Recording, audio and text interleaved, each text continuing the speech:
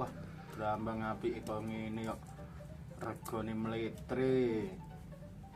Jarak piye to iki?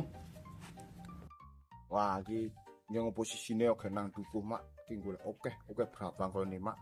Pokoke engko tak di kabari pokoke ya mak. Wis ya mak, mulai sik. Halo Mas Yul, piye bos kok brambang saiki regane kok ngene? Ya rego pancen gak mletre Mas Yul. Barang ini istimewa, aku ora maido. Wis kaya ngene cenang luweh apa-apa. Piye? Kowe wani pira? Wah, aku nek ngene iki yo wani borong kabeh. Pilih nek ming kaya ngene iki alah wis beres. Teh full nang ngene iki ora bingung pokoke. Cek Mas Yul, aku tak ngomel mama isik kira-kira kopi ro wani tok.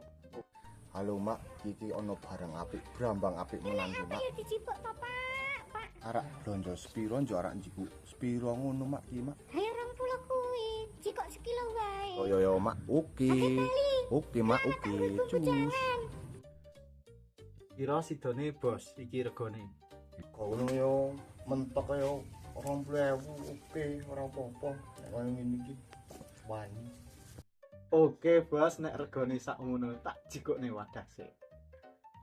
Mas Yul, kusi iki wae wadahi. Malah sak kresek. Regane ngono wis apik. Ning kok mung jikuk sekilo. Asem. Nyah, piye? Ya makasih Mas.